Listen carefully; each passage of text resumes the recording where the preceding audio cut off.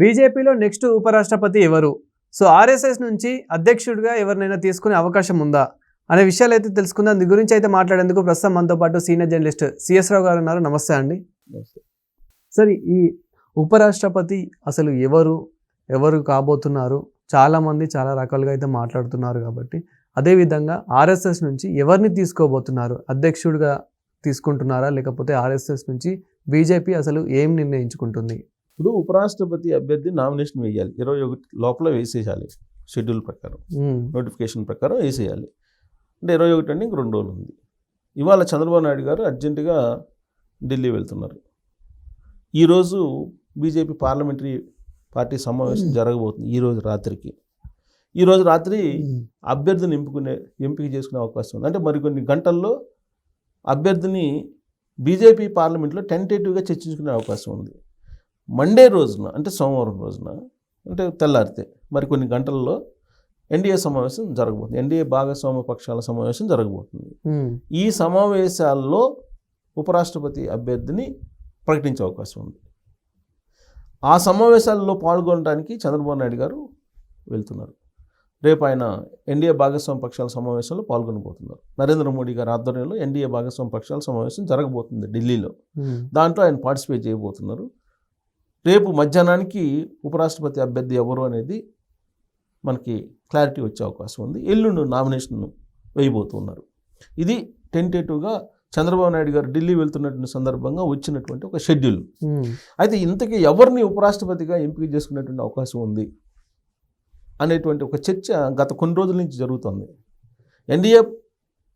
ఖచ్చితంగా ఎన్డీఏ అభ్యర్థి గెలిచడానికి అవకాశం ఉన్నటువంటి సంఖ్య ఎంపీలు ఉన్నారు. రాజ్యసభలో ఉన్నారు, అలాగే లోక్సభలో ఉన్నారు.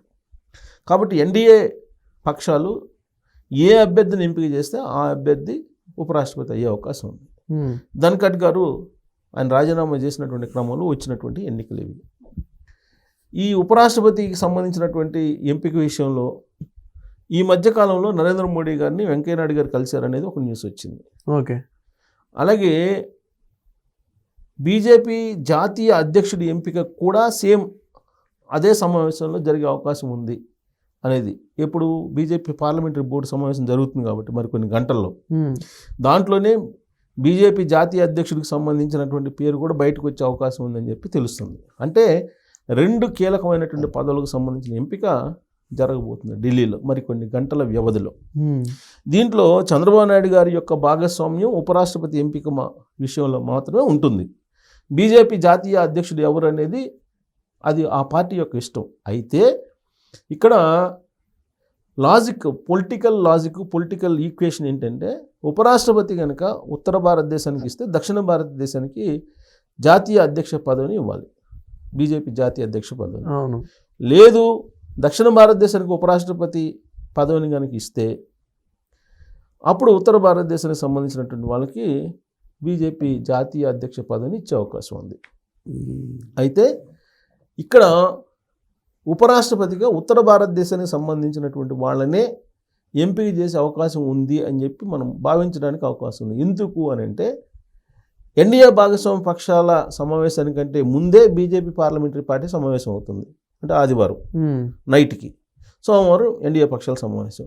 అంటే బీజేపీ పార్లమెంటరీ పార్టీ సమావేశంలోనే ఉపరాష్ట్రపతి అభ్యర్థిని ఎంపిక చేసుకో అవకాశం ఉంది అని అంటే, బీజేపీ వాళ్ళ ఇష్ట ప్రకారం వాళ్ళు ఒక అభ్యర్థిని ప్రతిపాదిస్తారు. భాగస్వామ్య పక్షాలు కాదనలేవు. ఓకే. తెల్లారి జరిగేటువంటి సమావేశంలో భాగస్వామ్య పక్షాలు చెప్తారు.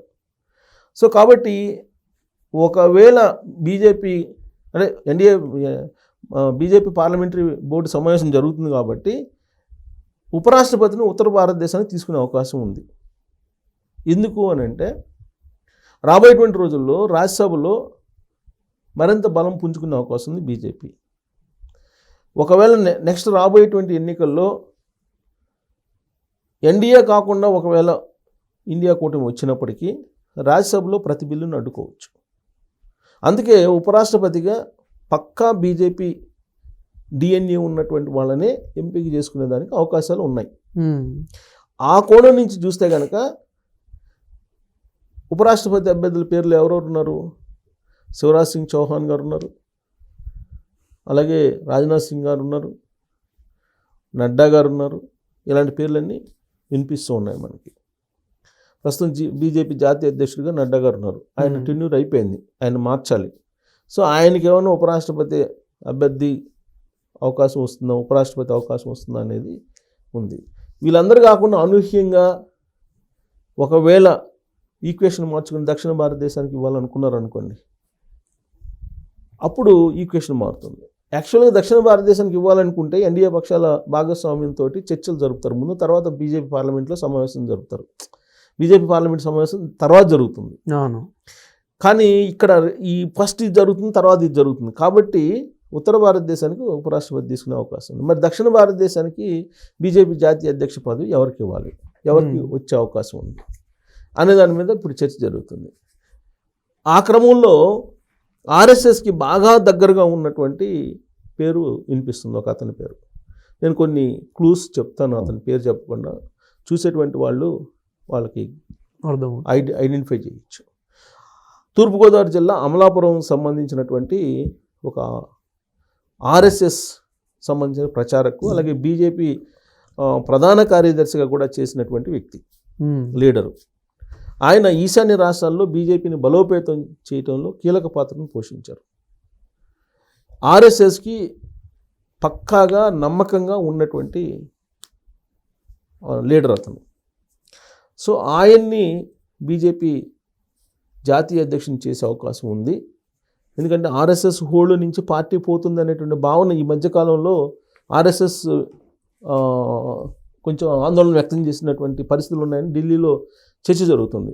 అందుకే స్వాతంత్ర దినోత్సవం సందర్భంగా ఎర్రకోట నుంచి నరేంద్ర మోడీ గారు మాట్లాడుతూ ఆర్ఎస్ఎస్ని ప్రశంసించారు. మొట్టమొదటిసారిగా ప్రధాని అయిన తర్వాత నరేంద్ర మోడీ గారు ఆర్ఎస్ఎస్ని బహిరంగ వేదిక మీద ప్రశంసించినటువంటి మొట్టమొదటి సందర్భం ఇండిపెండెన్స్ డే, మొన్న 15వ తారీఖు.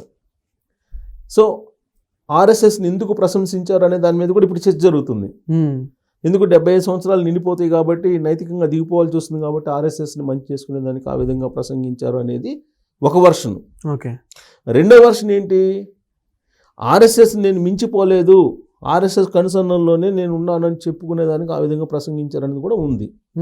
ఈ ప్రసంగం మీద ఇప్పుడు నేను ఎవరైతే బీజేపీ జాతీయ అధ్యక్షుడు కాబోతున్నాడు దక్షిణ భారతదేశం నుంచి అని చెప్పి లీడర్ పేరు చెప్తున్నానో, అతను ఆయన ప్రసంగాన్ని ఆర్ఎస్ఎస్ గురించి ప్రస్తావించడాన్ని ప్రశంసిస్తూ ట్విట్టర్లో మాట్లాడాడు.